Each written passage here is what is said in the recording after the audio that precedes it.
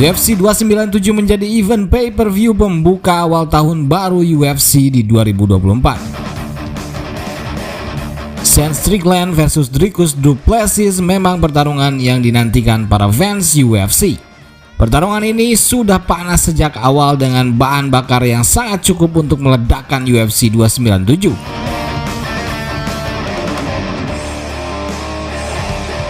Sang juara anyar middleweight Sean Strickland akan diuji untuk pertama kalinya sejak ia menjadi juara. Tak tanggung-tanggung, pertahanan gelar pertamanya akan menghadapi rising star Dricus Du Plessis yang secara head-to-head sangat mungkin mengalahkannya.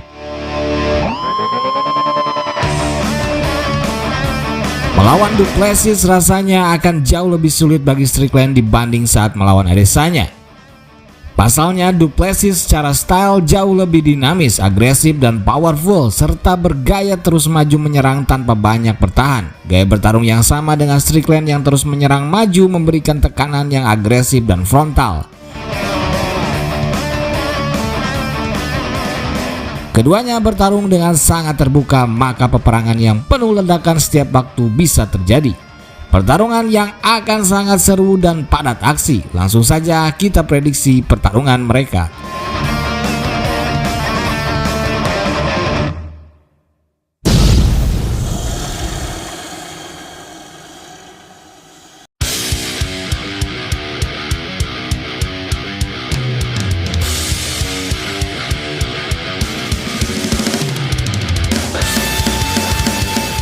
Kita mulai dari sang penantang Dricus Du Plessis. Kunci kemenangan yang bisa ia lakukan ialah dengan tidak meladeni permainan total boxing Strickland. Dricus harus membawanya ke pertarungan MMA yang sesungguhnya. Ia harus mempadu padankan semuanya, mendekatinya, bermain clinch, men-takedown, bahkan bergulat. Dricus harus membuat Strickland frustasi dengan cara membuat pertarungan tak melulu di atas. Grappling atau sekedar clinch saja bisa memberikan tekanan tertentu untuk Strickland dan membuat permainannya tidak berkembang. Gaya bertarung agresifnya harus ia gunakan untuk membuat Strickland sibuk dengan grappling atau clinch.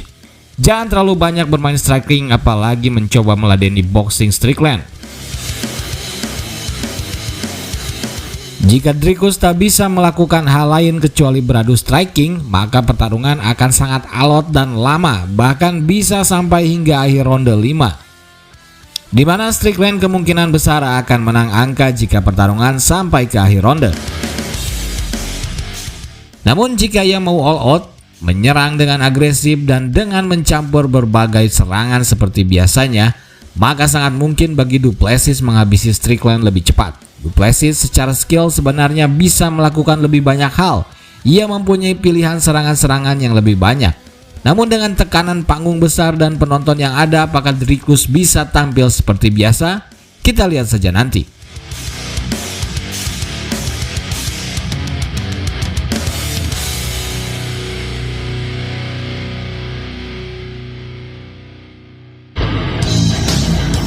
Persembahkan merchandise MMA Story kini diproduksi dengan material cotton premium yang 2 kali lebih lembut dan adem dengan warna hitam yang lebih pekat dan mewah. Dipadukan desain eksklusif anti-mainstream dari Seekers Apparel. Dapatkan produk kami di Shopee melalui link di deskripsi video ini.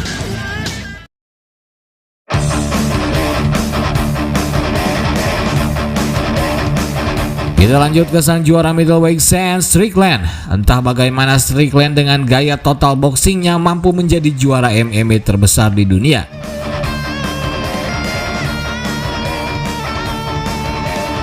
Ia berhasil mengembangkan gaya boxing anehnya menjadi sangat efektif menahan segala bentuk serangan, sambil di saat bersamaan ia juga terus maju menyerang.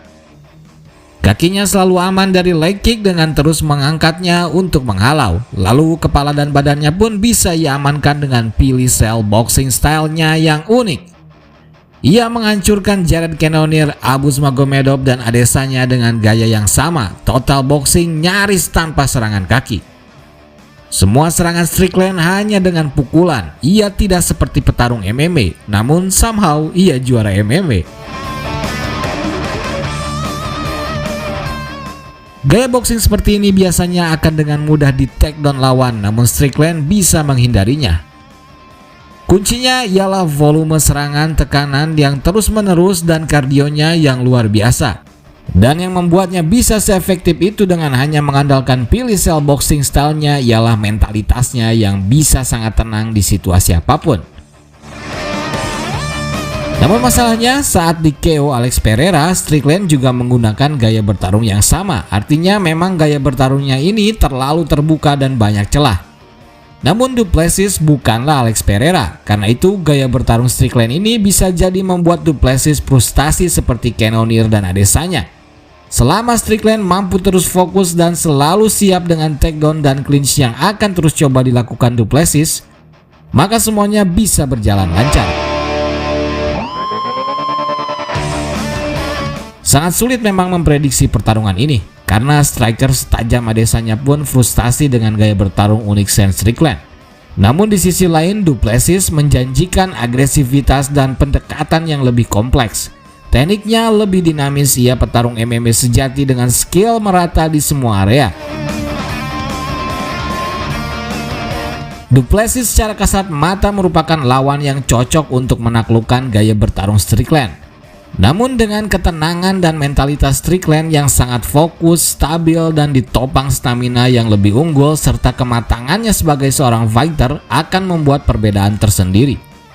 Untuk itu, di pertarungan kali ini, MMA Story memprediksi kemenangan atas Strickland dengan TKO di ronde keempat atau kelima.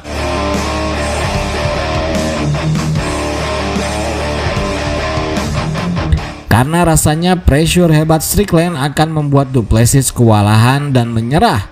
Karena ketahanan stamina Du Plessis masih sangat jauh di bawah Strickland, meski ia menyatakan sudah operasi saluran pernafasannya yang bermasalah dan membuatnya cepat lelah. Namun itu hanya prediksi kami. Bagaimana menurut kalian? Apakah kalian setuju? Tulis saja pendapat kalian dan analisa kalian di kolom komentar. Houthi semakin disorot dunia setelah Amerika dan Inggris menyerang wilayah Houthi di Yaman. Siapa sebenarnya Houthi?